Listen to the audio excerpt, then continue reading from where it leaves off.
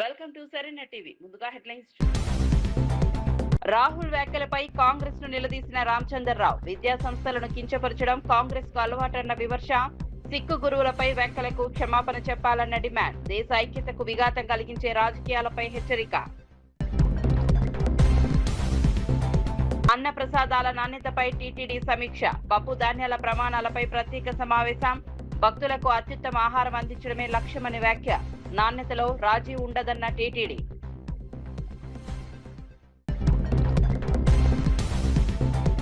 శ్రీధర్ బాబుకు కవిత ఘాటు హెచ్చరిక.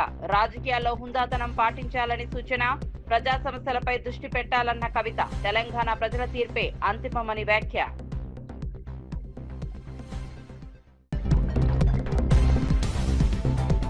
కృష్ణ కేసులో చంద్రబాబుపై కేసు పెట్టాలన్న అమర్నాథ్. సీఎం హోంమంత్రిని నిందితులుగా చేర్చాలని డిమాండ్.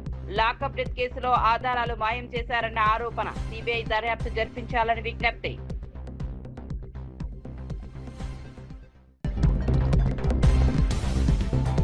విద్యార్థుల భద్రతపై సజ్జనార్ కీలక సూచనలు. మైనర్లు వాహనాలు నడపడం సహించబోమన్న హెచ్చరిక. డ్రైవర్లపై పర్యవేక్షణ పెంచాలని సూచన. పిల్లల భద్రతలో రాజీ లేదన్న సజ్జనార్.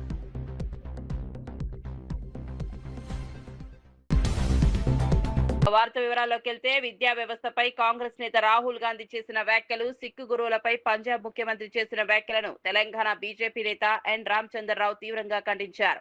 హైదరాబాద్ లో నిర్వహించిన మీడియా సమావేశంలో ఆయన మాట్లాడుతూ, దేశంలోని ప్రతిష్టాత్మక విద్యా సంస్థలను కించపరచడం కాంగ్రెస్ కు అలవాటైందని విమర్శించారు. సిక్కు గురువుల చరిత్ర, వారి త్యాగాలను అవమానించేలా మాట్లాడడం అత్యంత బాధాకరమని పేర్కొన్నారు.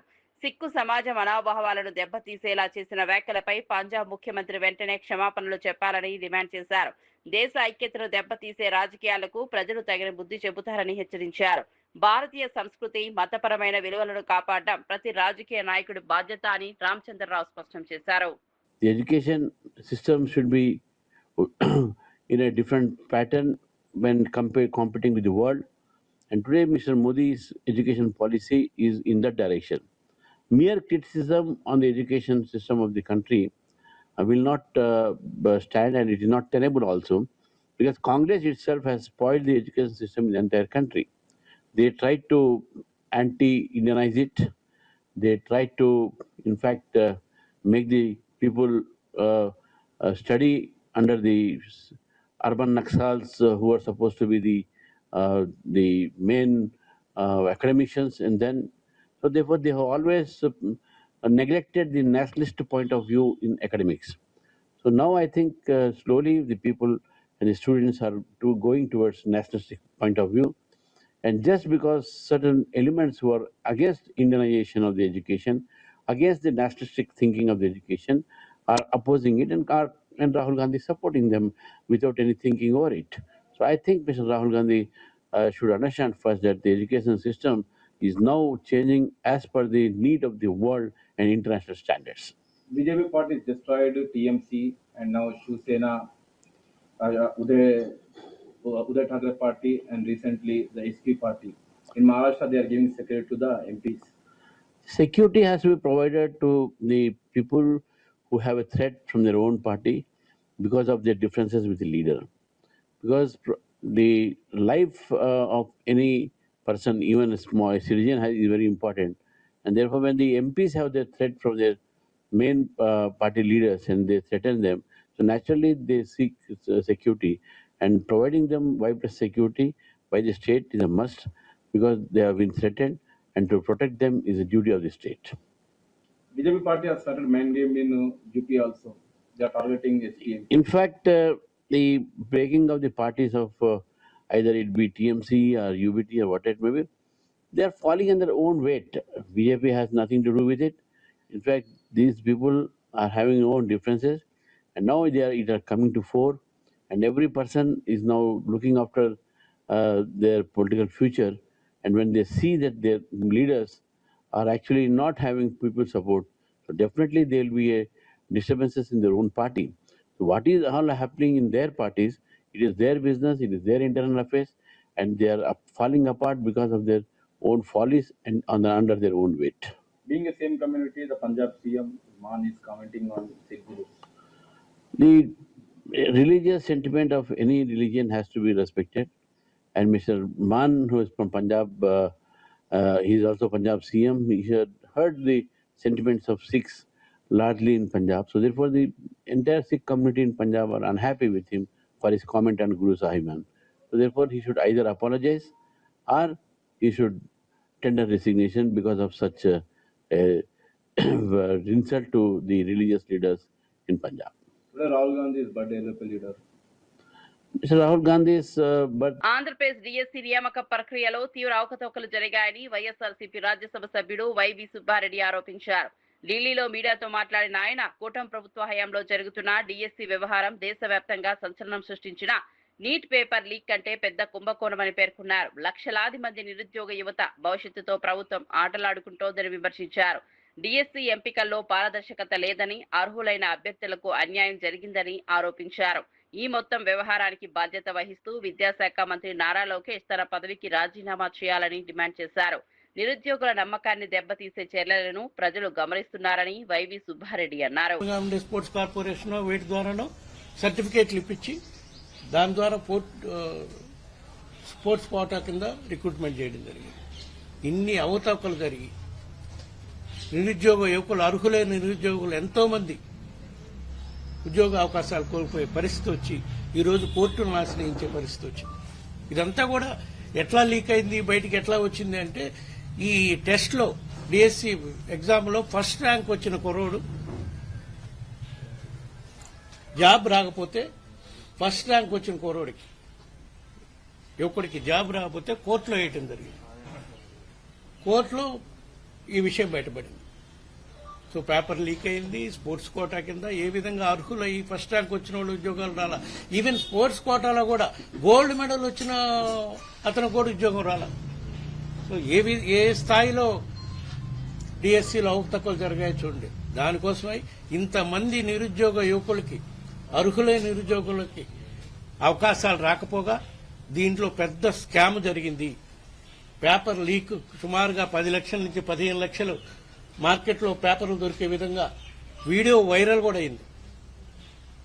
ఆ వీడియో కూడా మీడియాలో కూడా వచ్చింది. వీటన్నిటిపై రాష్ట్ర ప్రభుత్వం పట్టించుకోని పరిస్థితి ఉంది.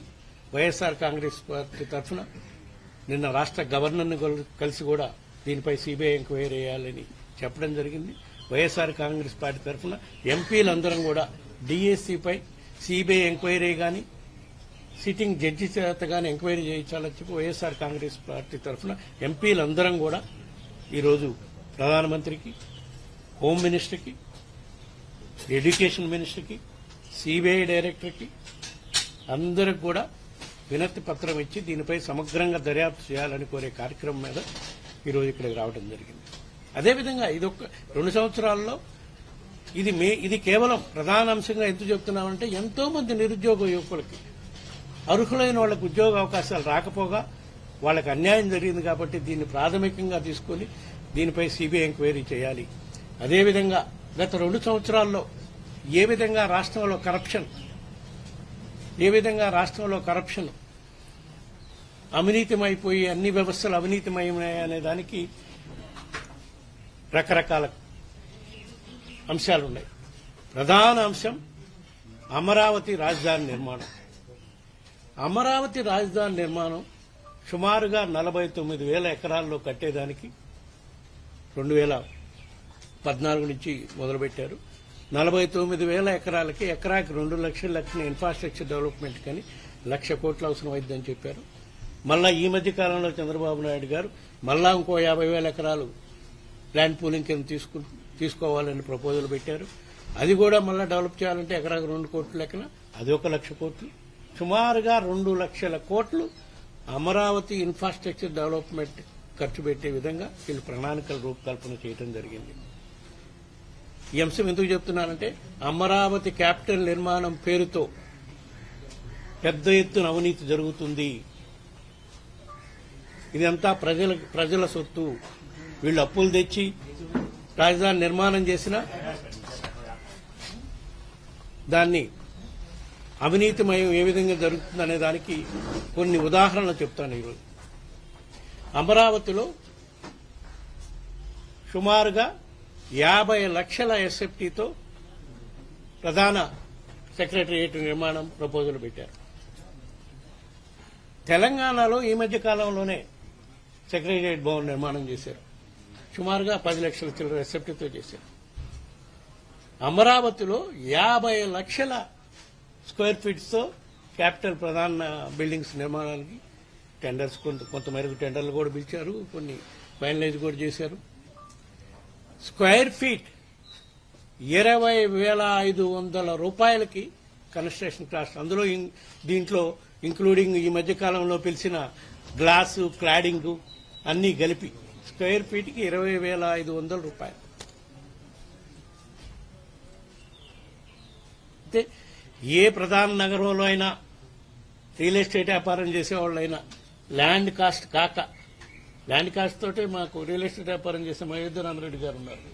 కాంగ్రెస్ ప్రభుత్వం ఎన్నికల సమయంలో ఇచ్చిన హామీల అమలుపై బీఆర్ఎస్ వర్కింగ్ ప్రెసిడెంట్ కేటీఆర్ ప్రశ్నించారు. అడ్డగోలు హామీలు ఇచ్చి అధికారంలోకి వచ్చారని విమర్శించారు. 100 రోజుల్లో 420 గ్యారంటీలు అమలు చేస్తామని చెప్పిన కాంగ్రెస్ ఇప్పుడు 900 రోజులు పూర్తవుతున్నా హామీలు ఎందుకు అమలు చేయలేదని నిలదీశారు. ప్రజలకు ఇచ్చిన మాట నిలబెట్టుకోవడం ప్రభుత్వ బాధ్యత అని అన్నారు. ఎన్నికల సమయంలో చేసిన వాగ్దానాలను అమలు చేయకుండా ప్రజలను మోసం చేస్తున్నారని ఆరోపించారు. కాంగ్రెస్ నాయకుల హామీల అమలుపై స్పష్టత ఇవ్వాలని డిమాండ్ చేశారు. ప్రజలు అన్ని విషయాలను గమనిస్తున్నారని, తగిన సమయంలో తీర్పు ఇస్తారని కేటీఆర్ పేర్కొన్నారు. అధ్యక్షుడిగా పెద్ద పెద్ద మాటలు చెప్పిండు. కేసీఆర్ గారు 1,00,000 రూపాయలు ఇస్తే పెళ్లికి నేను తులం బంగారం ఇస్తా. కేసీఆర్ గారు ఇచ్చే డబ్బులు టైంకి వస్తలేవు, మీరు లగ్న పత్రిక పెట్టుకోగానే వెంటనే మీ ఇంటికి తులం బంగారం పంపిస్తా అని పెద్ద పెద్ద మాటలు. రైతులకి 10,000 కేసీఆర్ గారు ఇస్తే నేను 15,000 ఇస్తా. కేసీఆర్ గారు 2,000 పెన్షన్ ఇస్తే నేను 4,000 ఇస్తా. అత్తకి 4,000, కోడలికి 2,500 అని చెప్పి నోటికొచ్చిన మాటలు చెప్పి అడ్డగోలు హామీలు ఇచ్చి 6 గ్యారంటీలు, 420 హామీలు, 13 డిక్లరేషన్లు, చాంతాడంత పుస్తకం రాసి ఒక్కొక్క వర్గాన్ని బుట్టలో వేసుకొని మొత్తానికి గద్దెకెక్కిండు ముఖ్యమంత్రి గారు. ఇంకా మీకు గుర్తుండాలా, వాళ్ళ పార్టీ నాయకులు గ్యారంటీ కార్డులు కొట్టించింది. గ్యారంటీ కార్డులు ఏమన్నారు? మీకు 100 రోజుల్లోనే 100 दिनों में हर कुछ कर देंगे, आपके लिए हर चीज कर देंगे. 100 రోజుల్లోనే అన్ని ఇస్తాం. 100 రోజుల్లోనే 4,000 పెన్షన్ ఇస్తాం. 100 రోజుల్లోనే తులం బంగారం ఇస్తాం. విద్యార్థులకి 5 లక్షల భరోసా కార్డు ఇస్తాం. 100 రోజుల్లోనే రైతులకు రైతు భరోసా ఇస్తాం. 100 రోజుల్లోనే అన్ని అయిపోతాయి. ఆ డిప్యూటీ సీఎం గారు ఉన్నారు ఇప్పుడు, బట్టి విక్రమార్క గారు. ఆయన అయితే ఏం చెప్పిండు? ఈ కార్డు చాలా విలువైన కార్డు, దీన్ని భద్రంగా పెట్టుకోండి, దాచిపెట్టుకోండి, 100 రోజులు పట్టుకోండి. తర్వాత మా నాయకులు, మా కార్యకర్తలు వచ్చి మీకు ఒక్కొక్కరికి చెప్పిన ప్రతి హామీ 100 రోజుల్లోనే చేసే బాధ్యత మాది అని చెప్పి ఆ రోజు ఛాతీ గుద్దుకొని మరీ చెప్పినారు. మరి అడిగినాం మనం, అయ్యా విక్రమార్క గారు, అయ్యా రేవంత్ రెడ్డి గారు, అయ్యా కాంగ్రెస్ నాయకులారా, 100 రోజులు కాదు 900 రోజులు అయింది స్వామి, ఏమైంది మరి మీరిచ్చిన హామీలేవి? 420 హామీలు ఇస్తిరి, ఏవి అంటే మొన్న ఈ మధ్యన ముఖ్యమంత్రి గారు చాలా విచిత్రంగా మాట్లాడుతున్నాడు. కొత్తగా మొన్న ఆదిలాబాద్ పోయి అక్కడ స్పీచ్ ఇస్తున్నాడు ముఖ్యమంత్రి గారు. ఏం చెప్తున్నాడు? 100 రోజుల్లోనే చేస్తామని చెప్పినాం కరెక్టే, కానీ 100 రోజుల్లోనే ఎంత కండలు తిరిగిన వస్తాదైనా, ఎంత కండలు తిరిగిన పైల్వానైనా పిల్లల్ని ఉట్టిస్తాడా? మనకు తెలియదట. ఎంత కండలు తిరిగిన వస్తాదు పైల్వాను 100 రోజుల్లోనే పిల్లలు ఉట్టిస్తాడా అని ముఖ్యమంత్రి గారు చెప్తున్నాడు. నేను అడుగుతా ఉన్నా ముఖ్యమంత్రి గారిని, అయ్యా 100 రోజుల్లో పిల్లలు పుట్టరని మాకు కూడా తెలుసు, మాకు కూడా పెళ్ళయింది, మాకు కూడా పిల్లలు ఉన్నారు, మాకు కూడా తెలుసు. కానీ నేను అడుగుతున్నా రేవంత్ రెడ్డి గారు, 100 రోజుల్లో పిల్లలు పుట్టలేదు ఓకే, 3 నెలల్లో పుట్టలేదు ఓకే, కానీ 30 నెలల్లో కూడా పుట్టకపోతే మరి ఏమని విలువాలి నిన్ను? నేను అడుగుతున్నా. 3 నెలల్లో పుట్టారు ఓకే, నో ప్రాబ్లం, 30 నెలల్లో పుట్టలే, మరి ఏమనాలి నిన్ను నేను? ఆంధ్రప్రదేశ్ లో కూటమి ప్రభుత్వం 2 ఏళ్లు పూర్తి చేసుకున్న సందర్భంగా రాష్ట్ర వ్యాప్తంగా విజయోత్సవాలు ఘనంగా నిర్వహించారు. 3 పార్టీలకు చెందిన మంత్రులు, ఎమ్మెల్యేలు, ఎంపీలు, కార్యకర్తలు పెద్ద ఎత్తున పాల్గొన్నారు. గుంటూరులో మంత్రి దుర్గేష్ మాట్లాడుతూ ప్రజల కూటమి పాలనతో సంతోషంగా ఉన్నారని తెలిపారు. పల్నాడు, కాకినాడ, శ్రీకాకుళం, కోనసీమ, కర్నూలు, విశాఖపట్నం సహా పలు జిల్లాల్లో విజయోత్సవ ర్యాలీలు, సభలు నిర్వహించారు. ప్రభుత్వం అమలు చేసిన సంక్షేమ పథకాలు, అభివృద్ధి కార్యక్రమాలను ప్రజలకు వివరించారు. గత ప్రభుత్వ పాలనతో పోలిస్తే ప్రస్తుతం రాష్ట్రం అభివృద్ధి దిశగా ముందుకు సాగుతోందని నేతలు పేర్కొన్నారు. కూటమి ప్రభుత్వానికి ప్రజల మద్దతు మరింత పెరుగుతోందని నాయకులు అభిప్రాయపడ్డారు.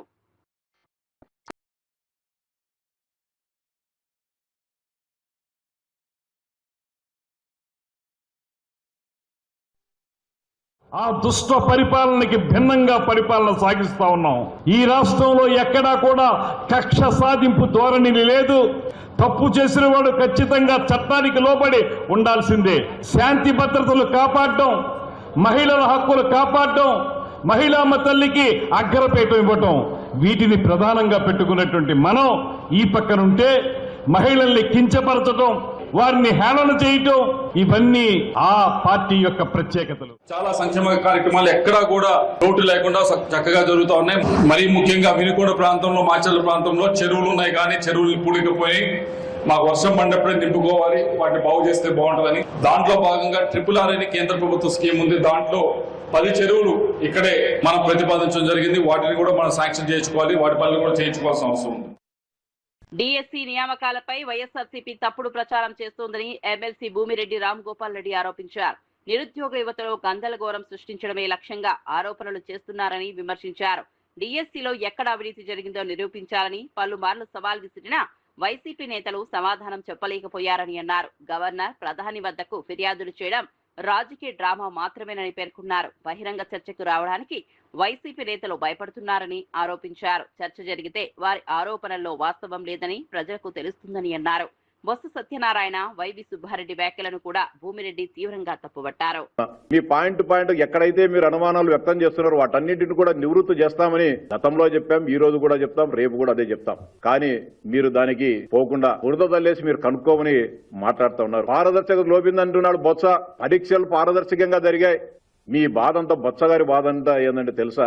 ఆయనకు విద్యాశాఖ మంత్రిగా ఉన్నప్పుడు దాదాపు 50 కోట్ల రూపాయలు డబ్బులు తీసుకుని 2000 మంది ఉపాధ్యాయులై బదిలీలు చేయడం జరిగింది. మీ దురదృష్టవశాత్తు ఎన్నికల కోడ్ రావడంతో ఆ బదిలీలు ఆగిపోయాయి. లోకేష్ బాబు గారు విద్యామంత్రి అయిన తర్వాత ఇవన్నీ కూడా అక్రమ బదిలీలు, వీటన్నిటిని పైన విచారం చేసి ఆపివేయడం జరిగింది. ఆ రోజు నుంచి మీరు లోకేష్ బాబు గారి పైన అక్కసును, కోపాన్ని పెంచుకున్నారు.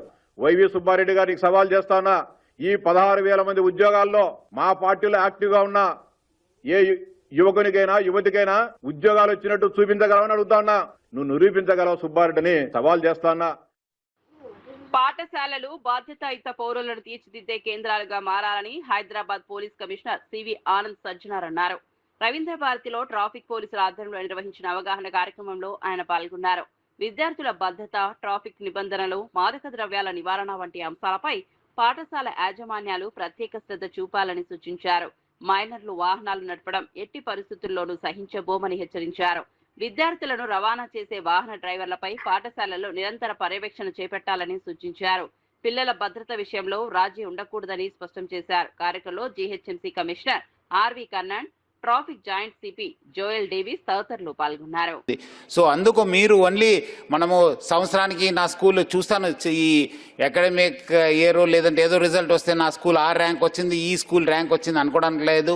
ఐ థింక్ మనం కూడా ఒక మార్క్ KPIs పెట్టుకోవాలి. నా స్కూల్ పిల్లలు ఎవరు కూడా మోసపోలేదు, మా స్కూల్ పిల్లలు ఎవరు కూడా యాక్సిడెంట్స్లో నష్టం పోలేదు, అట్లానే మా స్కూల్ మంచి మనము డ్రగ్స్ కేసెస్లో ఎవరు ఇన్వాల్వ్ కాలేదు, మైనర్ డ్రైవింగ్లో ఇన్వాల్వ్ కావలేదని చెప్పి ఒక KPIs పెట్టుకుంటేనే అవుతుంది. కానీ ఏదో ఒక పెద్ద ర్యాంక్స్ వచ్చింది, నేను స్టేట్లో నేషనల్లో ర్యాంక్ వచ్చింది, స్కాలర్షిప్ వచ్చిందని చెప్పుకోవడానికి లేదు. ర్యాంక్స్ ఇంపార్టెంట్ కాదు. ఒక సేఫ్ స్కూల్ ఎన్విరాన్మెంట్, ఒక మంచి సిటిజన్స్గా తయారవుతున్నారు లేదనే పైన మీరు ఆధారపడుతుంది. కానీ ఏదో క్రైమ్లో ఇన్వాల్వ్ అయితే I think you will be utter failure. ఎందుకంటే చూస్తున్నాను చాలామంది ఈరోజు మైనర్ డ్రైవింగ్ చేస్తున్నారు. ఇంకా మైనర్ డ్రైవింగ్ అయినా ఎవరెవరు ఇన్వాల్వ్ అవుతారు వాళ్ళందరి పేరు మీ అందరు కూడా పంపిస్తాను. స్కూల్ యాజమాన్యం వాళ్ళపైన కూడా కఠినంగా వివరించాలి. మైనర్ డ్రైవింగ్ సహించము. అట్లానే పేరెంట్స్ కూడా మనము పేరెంట్స్ పైన కూడా కేసు కట్టడం జరుగుతుంది. ఇంకా వచ్చే రోజు కూడా ఇంకా చాలా కఠినంగా వ్యవస్థను. రాజీవ్ గాంధీ జన్మదినాన్ని పురస్కరించుకుని హైదరాబాద్ SR నగర్ లో కాంగ్రెస్ నాయకులు ఘనంగా వేడుకలు నిర్వహించారు. డివిజన్ కాంగ్రెస్ అధ్యక్షుడు రవికిరణ్ ఆధ్వర్యంలో జరిగిన కార్యక్రమానికి సనత్ నగర్ నియోజకవర్గ ఇన్ఛార్జ్ కోట నీలిమ ముఖ్య అతిథిగా హాజరయ్యారు. కేక్ కట్ చేసిన అనంతరం అన్నదాన కార్యక్రమాన్ని ప్రారంభించారు. కాంగ్రెస్ కార్యకర్తలకు ఇది ఒక పండుగలా నిర్వహిస్తున్నామని నాయకులు తెలిపారు. దాదాపు 200 మందికి అన్నదానం ఏర్పాటు చేసినట్టు వెల్లడించారు. రాజీవ్ గాంధీ దేశానికి అందించిన సేవలను ఈ సందర్భంగా స్మరించుకున్నారు. కార్యక్రమంలో పెద్ద సంఖ్యలో కాంగ్రెస్ నాయకులు, కార్యకర్తలు పాల్గొని నివాళులు అర్పించారు. సెలబ్రేట్ చేస్తున్నారు. ఈరోజు వివిధ డివిజన్స్లో పిల్లలకి బుక్స్ కానీ, స్కూల్ బ్యాగ్స్ కానీ స్కూల్స్లో, అలాగే ఎన్నో జగాల్లో అన్నదానం చేయడం, అలాగే ఆర్ఫనేజెస్లో ఫ్రూట్స్, హాస్పిటల్స్లో ఆర్ఫనేజెస్లో ఫ్రూట్స్ ఇవ్వడం, అలాగే మహిళలకి చీరల పంపిణీ, ఇలాంటి ఎన్నో వేడుకలు అంటే సెలబ్రేషన్స్ అవుతున్నాయి మొత్తం కాన్స్టిట్యువెన్సీలో. ఇవాళ మీ అందరికి కూడా ఈరోజు మీ అందరికీ కూడా సెలబ్రేట్ చేయడానికి హ్యాపీ బర్త్డే మీ అందరి వైపు నుంచి కూడా రాహుల్ గాంధీ గారికి. Thank you. ఇవాళ మా ప్రియతమ నాయకుడు రాహుల్ గాంధీ గారి జన్మదినం పురస్కరించుకొని ఇక్కడ ఎస్ఆర్ నగర్ డివిజన్లో కమిటీ హాల్ చౌరస్తా దగ్గర భారీ ఎత్తున అన్నదానం కార్యక్రమం జరుపుతున్నాము. ఎంతోమంది పేదవాళ్ళు వచ్చి ఇక్కడ భోంచడం జరిగింది. డాక్టర్ కోట నిల్వ గారు చీఫ్ గెస్ట్గా వచ్చి కేక్ కట్ చేశారు. అందరికీ విషెస్ చెప్పేసి మేము ఈవెంట్ స్టార్ట్ చేసాం. చాలా మంచిగా ఉంది రెస్పాన్స్. చాలామంది వచ్చి అన్నదానానికి పార్టిసిపేట్ చేస్తున్నారు ప్రోగ్రాంలో. రాహుల్ గాంధీ గారు మన నెక్స్ట్ ప్రైమ్ మినిస్టర్ కావాలని మేము అందరం ఆశిస్తున్నాం. అదే కోరికతోటి ఈ ఈవెంట్ స్టార్ట్ చేశాము. బలంగా మా అందరికి కోరిక ఉంది రాహుల్ గాంధీ గారు నెక్స్ట్ ప్రైమ్ మినిస్టర్ కావాలని. ఖచ్చితంగా మేము రాహుల్ గాంధీ ప్రైమ్ మినిస్టర్ కావాలని మేము ప్రయత్నిస్తాం. మా ఎఫర్ట్ మొత్తం దాని గురించే ఉంటుంది. జై కాంగ్రెస్. 200 మెంబర్స్కి ప్రస్తుతం భోజనం అరేంజ్ చేసాము. పెరిగితే మళ్ళీ ఇంకా చేసుకొస్తాం.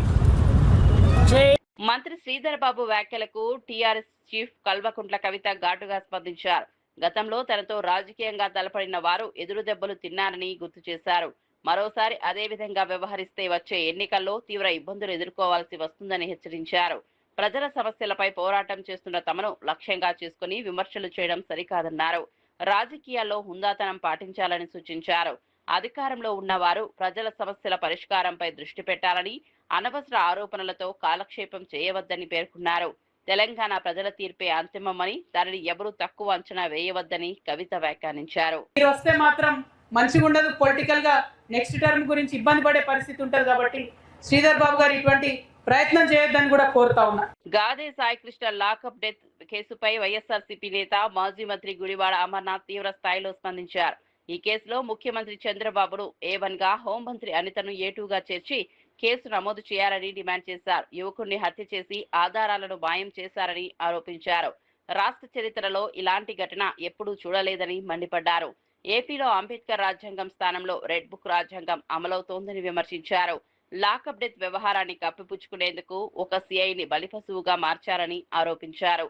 ఈ కేసుపై సిబిఐ దర్యాప్తు జరిపించి బాధ్యులను శిక్షించాలని అమర్నాథ్ డిమాండ్ చేశారు. ఈ ఘటనపై ప్రజలకు పూర్తి నిజాలు తెలియాల్సిన అవసరం ఉందన్నారు. అనడానికి, వినడానికి రాష్ట్ర ప్రజలు సిగ్గుపడతా ఉన్నారు. ఇటువంటి ప్రభుత్వాన్ని అధికారంలో తీసుకొచ్చినందుకు, ఇంత చేతకాని ప్రభుత్వాన్ని అధికారంలో కూర్చోబెట్టినందుకు, మొదట్లోనే వారు అధికారంలోకి వచ్చినటువంటి కొత్తలోనే అనుకున్నాం. ఏ రోజైతే ముఖ్యమంత్రి కొడుకు రోడ్ల మీదకి వచ్చి ఈ రాష్ట్రంలో ఇంకా అంబేద్కర్ గారి రాజ్యాంగం నడవదు, కేవలం రెడ్ బుక్ రాజ్యాంగం మాత్రమే నడుస్తుంది, దానికి రాష్ట్ర ప్రజలందరూ కూడా సిద్ధపడి ఉండాల్సిందే అని చెప్పి ఏ రోజైతే ముఖ్యమంత్రి కొడుకు చెప్పాడో ఆ రోజు నుంచి రాష్ట్రంలో లా అండ్ ఆర్డర్ అనేటువంటిది పూర్తిగా దిగజారిపోయింది అనేటువంటి దానికి నిన్న జరిగినటువంటి ఘటన ఒక ఉదాహరణ అనేటువంటి విషయాన్ని తెలియజేస్తా ఉన్నా. నిన్న ముఖ్యమంత్రి, ఉప ముఖ్యమంత్రి, ప్రభుత్వ పెద్దలందరూ కూడా కూర్చొని దీని మీద ముఖ్యమంత్రి గారు ఏమా సీరియస్ గా ఉన్నారనేటువంటి ఒక కలరింగ్ ఇచ్చి, మొదట్లో సీఏని విఆర్ అన్నారు, నిన్న సస్పెండ్ అన్నారు, ఈరోజు తెల్లవారు చూస్తే ఆ కృష్ణలంక సీఏ మీద మర్డర్ కేసు పెట్టారు. అంటే ప్రభుత్వం ఆ వ్యక్తిని, సాయి కృష్ణ అనేటువంటి వ్యక్తిని చంపేశాం అనేటువంటి దాన్ని ఈ రోజు పెట్టినటువంటి ఎఫ్ఐఆర్తో నిర్ధారించారు. కోర్టులో ఏం చెప్పారు? 29వ తారీఖు కల్లా కోర్టు ఆ వ్యక్తిని హాజరుపరచమంటే దాని మీద ఎంక్వైరీ చేస్తున్నామని చెప్పి కొన్ని రోజులేమో ఆ కుర్రవాడిని తీసుకొని వచ్చాం, ఎంక్వైరీ చేశాం, విడిచిపెట్టేశామని చెప్పి కొన్ని రోజులు. అసలు ఒక వ్యక్తి మీద వారెంట్ ఉన్న తర్వాత, వారెంట్ ఉన్నటువంటి వ్యక్తిని తీసుకొని వచ్చి స్టేషన్లో పెట్టిన తర్వాత మళ్ళీ కోర్టు తాలూకా అనుమతి లేకుండా విడిచిపెట్టేటువంటి దానికి మీకు ఎవరిచ్చారు అధికారం అనేటువంటిది ఈ సందర్భంగా అడుగుతా ఉన్నాను. ఆ తప్పుడు మాటలు చెప్పడానికి ఎవరిచ్చారు మీకు అధికారం? చివరికి మీరు పెట్టినటువంటి చిత్రహింసలు, మీరు అప్లై చేసినటువంటి 3rd డిగ్రీ, వీటన్నిటిని తట్టుకోలేక మరణిస్తే తీసుకెళ్లి బూడిద చేస్తారా? ఆ తల్లి తాలూకా శోకం చూస్తూ ఉంటే, ఆ తల్లి మాట్లాడుతున్నటువంటి మాటలు చూస్తూ ఉంటే, నా కొడుకుని నాకు అప్పగించండి, ఒకవేళ మరణిస్తే కనీసం ఆ బూడిదనన్నా నా చేతిలో పెట్టండి అనేటువంటి ఆ తల్లి మాటలు వింటా ఉంటే రాష్ట్ర ప్రజల తాలూకా హృదయాలు తరుక్కుపోతా ఉన్నాయి.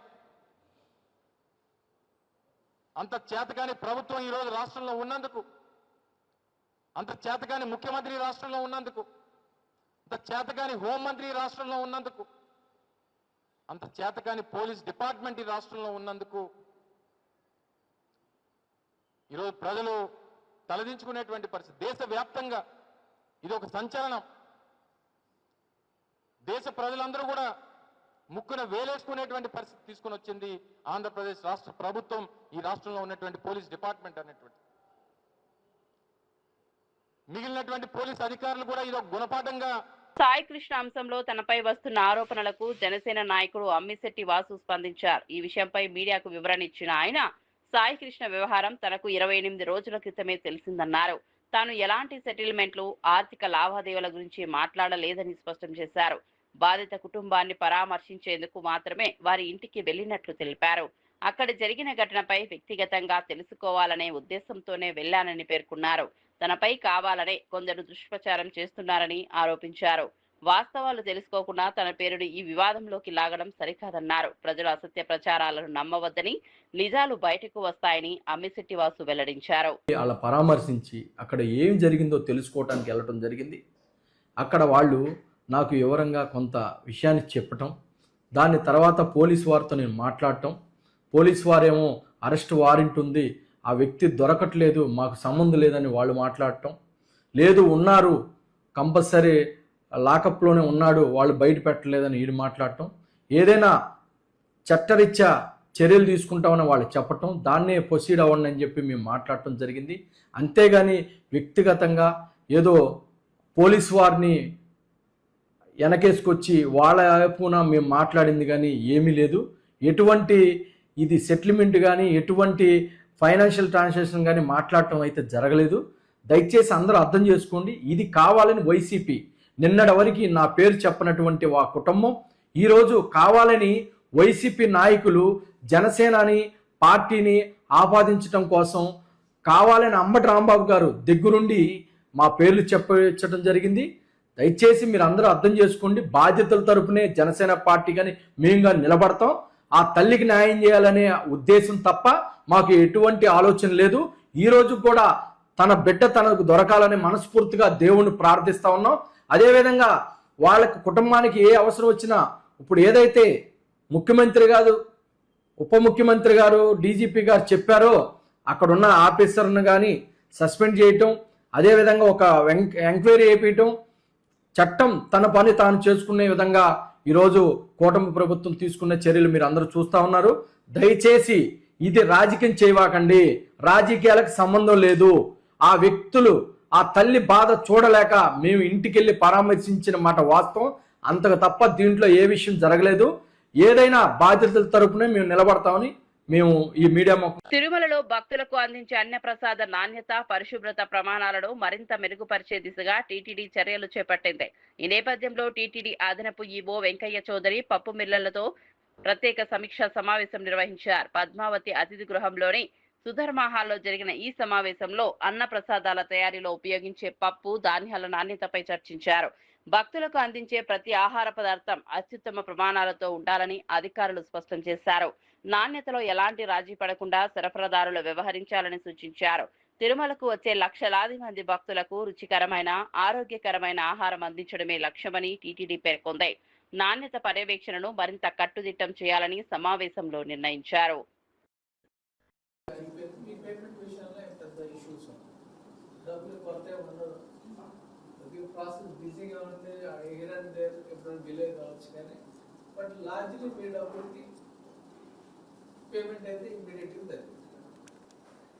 ఆయనకే భయపడే వాళ్ళు చాలా జాగ్రత్తగా చూసుకొని చేస్తారు.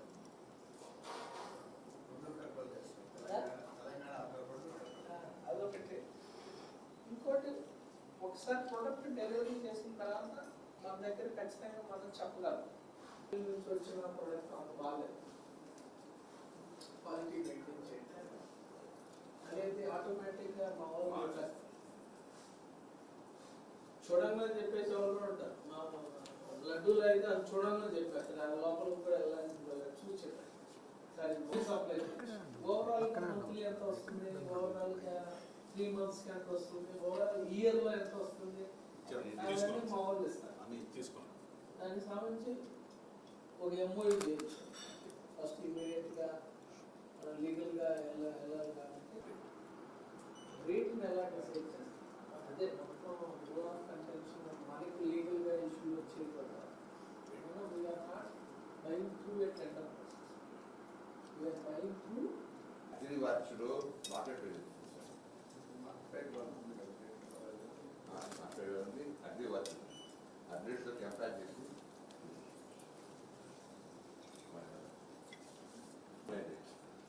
వీటితో రేట్స్ కంపేర్ చేసుకొని వీటి రేట్స్ కంపేర్ చేసి ప్యూర్ రేట్స్ పిలిచే రేట్స్ దాన్ని కంపేర్ చేయాలి. ఇంతకుముందు ఎట్లా టెండర్ ఇప్పుడు అయితే టెండర్ వచ్చిన రేట్స్ మన దగ్గర ఆ రేటుకి. బులెటిన్ ముగించే ముందు హెడ్లైన్స్ మరోసారి చూద్దాం. రాహుల్ వ్యాఖ్యలపై కాంగ్రెస్ ను నిలదీసిన రామచంద్రరావు. విద్యా సంస్థలను కించపరచడం కాంగ్రెస్ కు అలవాటన్న విమర్శ. సిక్కు గురువులపై వ్యాఖ్యలకు క్షమాపణ చెప్పాలన్న డిమాండ్. దేశ ఐక్యతకు విఘాతం కలిగించే రాజకీయాలపై హెచ్చరిక. అన్న ప్రసాదాల నాణ్యతపై టీటీడీ సమీక్ష. పప్పు ధాన్యాల ప్రమాణాలపై ప్రత్యేక సమావేశం. భక్తులకు అత్యుత్తమ ఆహారం అందించడమే లక్ష్యమని వ్యాఖ్య. నాణ్యతలో రాజీ ఉండదన్న టీటీడీ.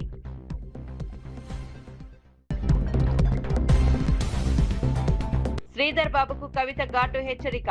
రాజకీయాల్లో హుందాతనం పాటించాలని సూచన.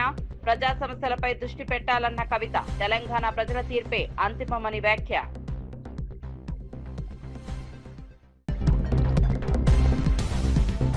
సాయికృష్ణ కేసులో చంద్రబాబుపై కేసు పెట్టాలన్న అమర్నాథ్. సీఎం హోంమంత్రిని నిందితులుగా చేర్చాలని డిమాండ్. లాకప్ డెత్ కేసులో ఆధారాలు మాయం చేశారన్న ఆరోపణ. సిబిఐ దర్యాప్తు జరిపించాలని విజ్ఞప్తి.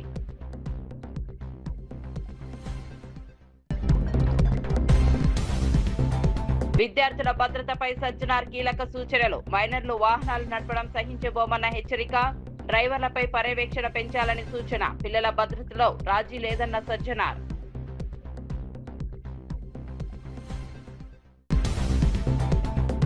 మరిన్ని అప్డేట్స్ కోసం చూస్తూనే ఉండండి.